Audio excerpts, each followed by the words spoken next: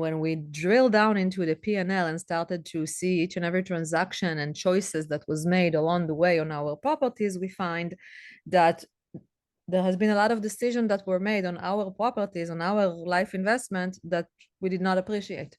Inflated repair and maintenance, choosing the travel nurse tenant versus a long-term tenant that will stay for many years, things of that nature. So we thought, okay, either real estate is not working or we got to do something differently. And then we've made the decision of firing our property manager and handling our real estate on our own.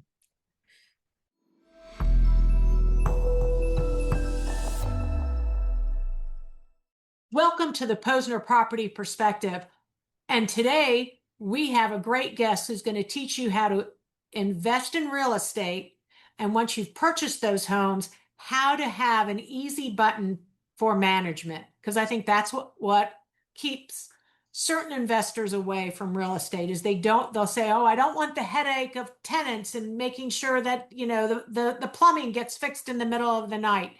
So Liat's company makes it easy. She has a company called Keasy, and she's going to tell us how it all works, just so you can, I like to say, push the easy button. So tell us a little bit of your background, how you got into the property management. Sure. So my background is working for Microsoft for many years, both me and my husband. At one point at our life, we thought, okay, we need wealth, we need retirement plan. We did our due diligence, did our research, and came to the conclusion that the best retirement plan would be to start buying real estate. We like to say they don't make any more real estate. We got a product here that has limited supply and growing demand. So numbers made sense to us. Everything made sense to us. And we went and started our landlording journey. Worked pretty well for us. Well, actually, not from day one. Our first few real estate adventures, we had beautiful pro forma. We purchased properties, never met a pro forma. Never ever met a pro forma. There's always unplanned expenses and higher turnover than it should be. And at some point, we thought, okay, why? What's going on? And when we drill down into the P&L and started to see each and every transaction and choices that was made along the way on our properties, we find that there has been a lot of decisions that were made on our properties, on our life investment that we did not appreciate.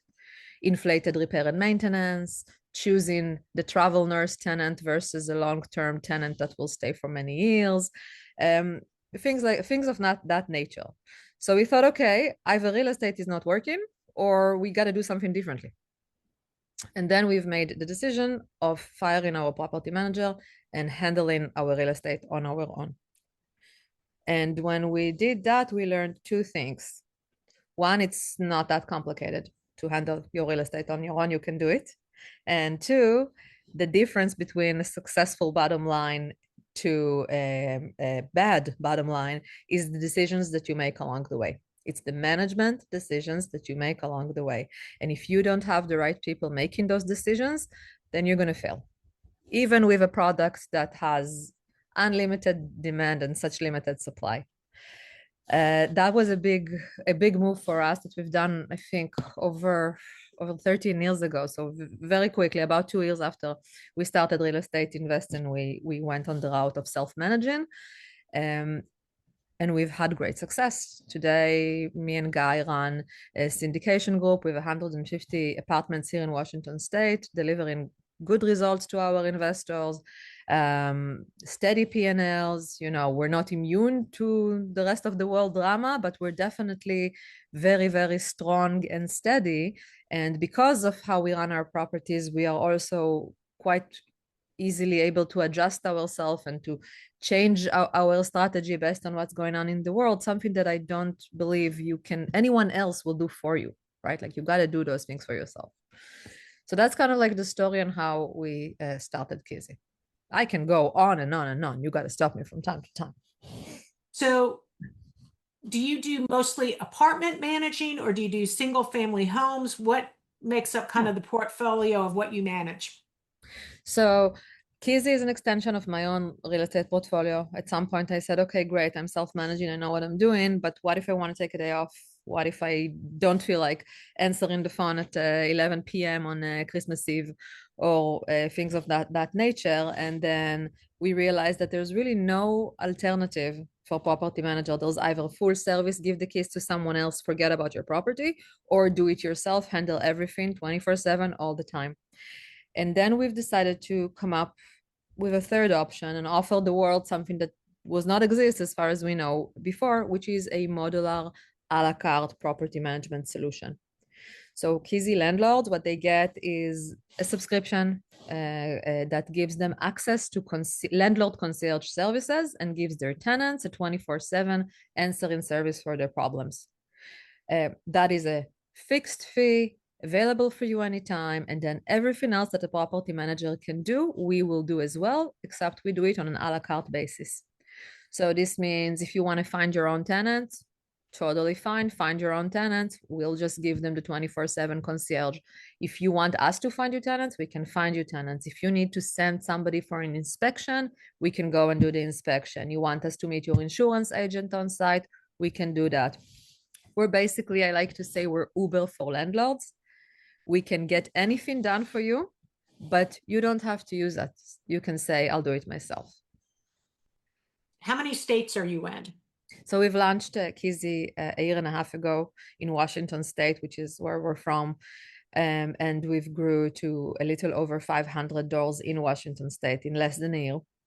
Where we were, in all honesty, we are a little overwhelmed. We're now at, okay, let's take a moment and make sure that we are delighting our clients before we get any more. Our plans for the next year is to take that to additional states. And basically, the vision is to be the third solution for property management, right? Like to be everywhere in the United States, so that landlords can invest in multiple markets and work with one point of contact and one decision center, no matter where they are. So that's what a lot of people need. I like this idea of a la carte. Like if you want someone to, if they get the tenant, but they want someone to make sure that if the plumbing goes in the middle of the night, there's this, you said, a 24-hour answering service who's going to take that call and then arrange for the plumber to get out there, or whoever needs to get out there. Because I think that's what holds a lot of people back from purchasing properties is they'll say, oh, I hear right now there's like really good deals for investors like in the Midwest, but they're here in Atlanta. So they're like, how am I going to manage something that's, in a different state? So they need to have something in place, service that you offer to take care of that. Because wealth in this country is through real estate. I had a client, the grandparents in the 60s and 70s had the foresight to buy near one of the military bases all these small homes. They bought 20 of them. Wow. And in the last, I'd say 6-7 years, they've been giving them to either their great-grandchildren or their grandchildren. And one of the ones they just got this past month, it was perfect. The great-grandchild is going off to college. They gave the parents the house to sell, and that's how they're going to pay for college for their child. That's amazing. So, I've told other clients, buy a property now when you're, they've just gotten pregnant, and then by the time your child needs to go to college or a technical school or wants to start their own business, you've helped the fund. You have the funds for them, but they don't really want to manage it. They need someone to step in and say, we know what it takes to manage, so that they're not making those mistakes that you said you made at the beginning, so that they do have a profitable situation. It may be, do you assist them in like deciding what kind of flooring should be, like what's going to be the least maintenance, and do you help with things like that as well? Or Absolutely. First of all, we have something that's called the Keasey Academy, which is a collection of best practice by landlords that we've developed and are always developing. And whenever we have a landlord asking us a question, you know, we go, we look, we have an access to an incredible knowledge source to give the right advice and to give the right guidance.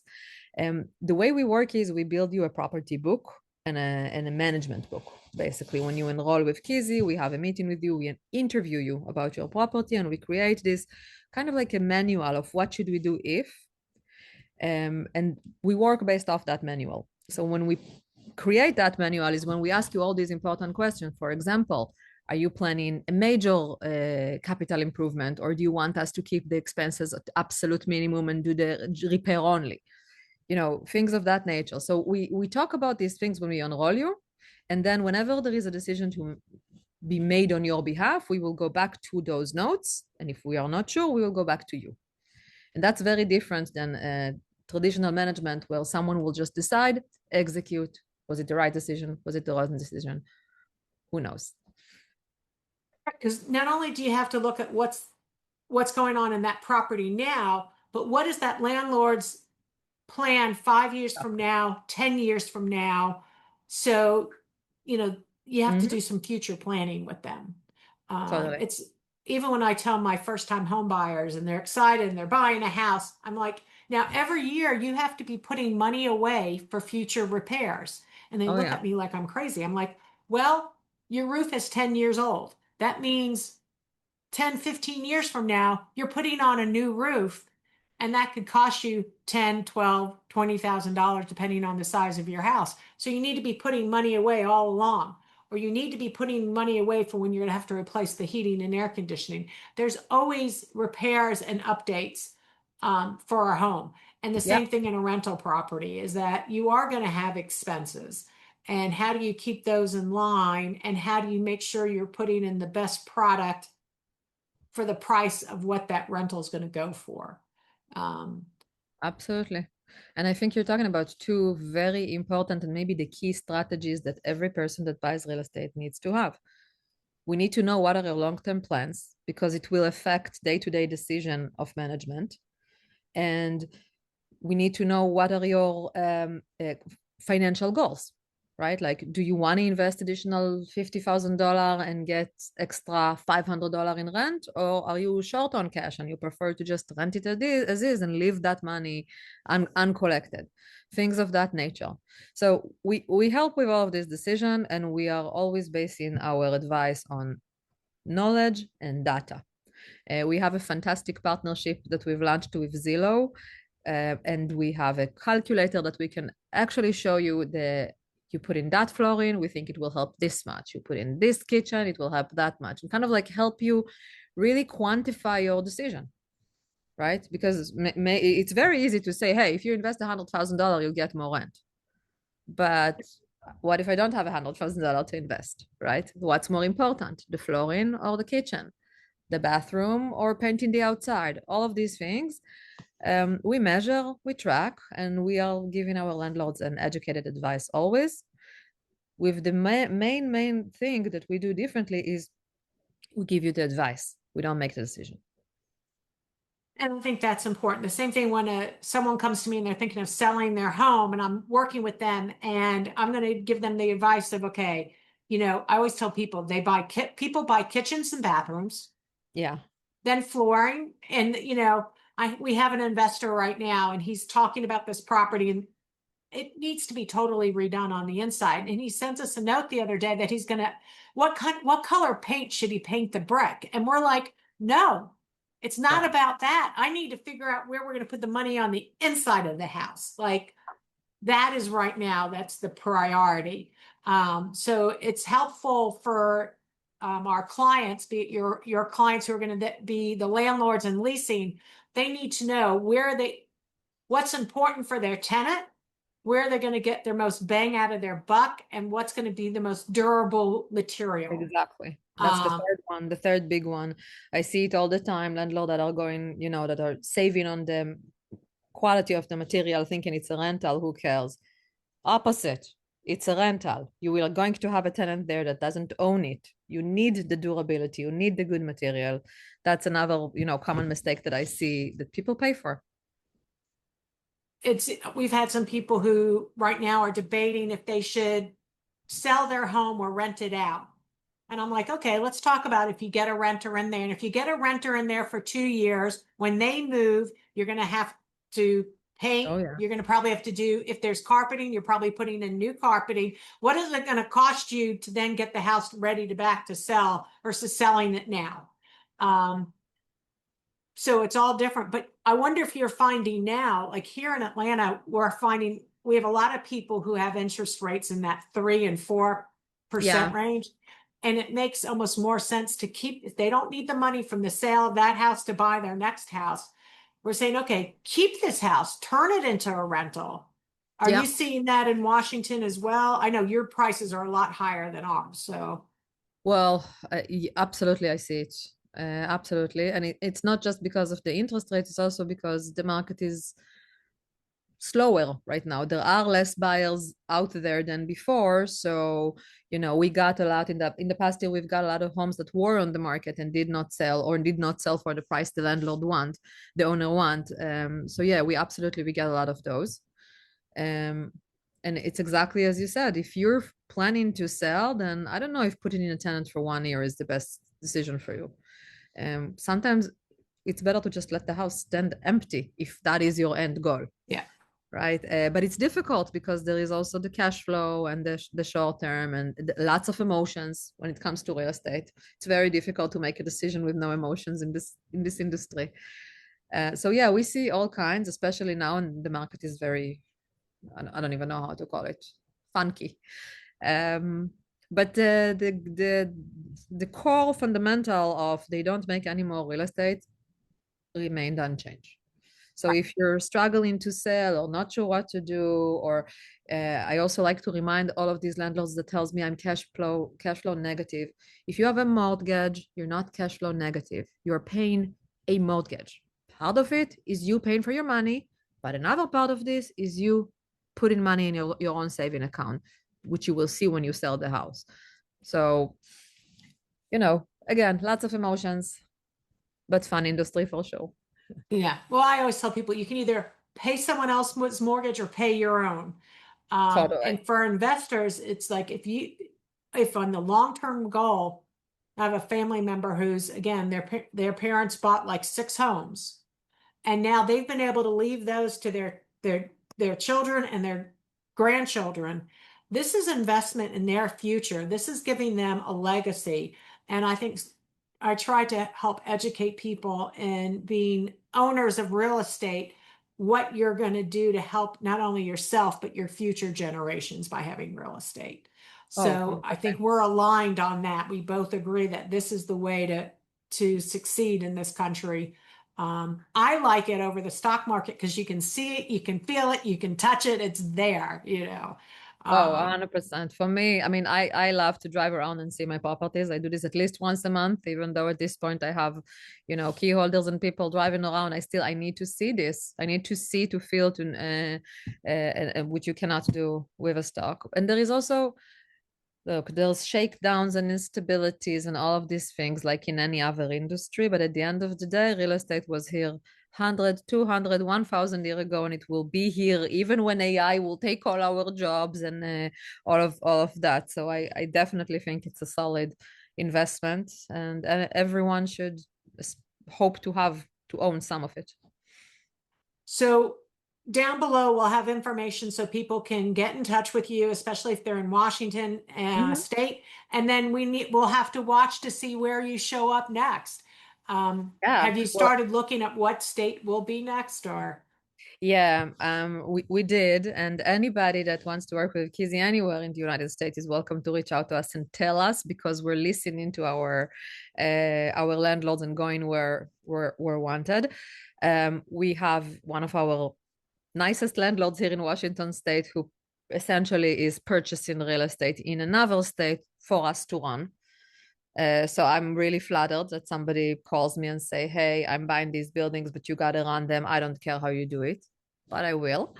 So yeah, I believe we will be in Texas this year, and I believe we will be nationwide pretty soon, because the way we work is we have one central brain that's here in Bellevue, and then we have key holders out and about.